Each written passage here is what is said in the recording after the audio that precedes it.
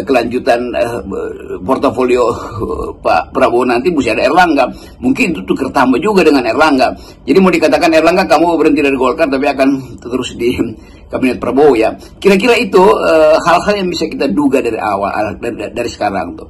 Sisanya tentu bisa ditanyakan pada pihak Pak Prabowo tentu. Tapi dari posisi kita sebagai pengamat yang jeli melihat tipu-tipu Jokowi, kita mengerti bahwa semua keterangan yang bisa diucapkan hari ini hanya bisa dijelaskan kalau kita paham bahwa Jokowi tidak ingin dipersoalkan legitimasi politiknya selama 10 tahun ini di DPR nanti. Dan itu yang jadi awal kenapa Erlangga mesti disingkirkan, karena Golkar punya potensi untuk mempersoalkan Jokowi itu. Kenapa? Karena Erlangga tahu semua kebijakan Jokowi yang buruk dan yang lebih buruk lagi, bukan yang baik.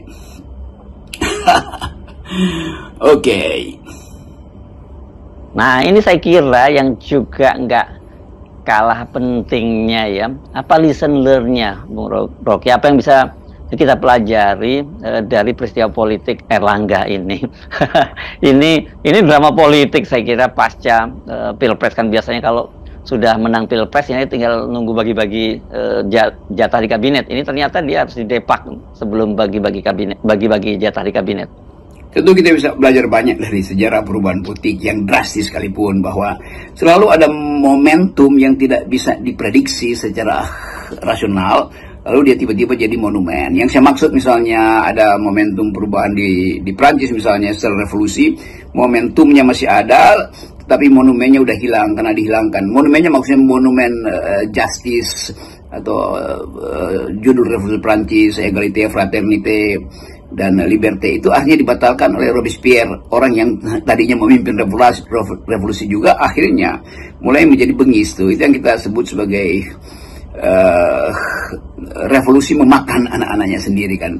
Nah, kebegisan yang sama kita lihat kemarin di Hanani di Bangladesh. Seorang Perdana Menteri, Presiden Bangladesh itu akhirnya ditumbangkan rakyat karena dia dulu adalah pemuka demokrasi, tapi dia tidak tahan dengan kekuasaan, menjadi sangat ambisius, lalu mulai menjadi otoriter. Akhirnya dia tersingkir lalu lari ke India. Jadi semua hal di dalam sejarah bisa berulang. Itu pentingnya mendalilkan bahwa sejarah selalu berulang. Kenapa? Karena sifat ketamakan kekuasaan manusia juga sering berulang, bahkan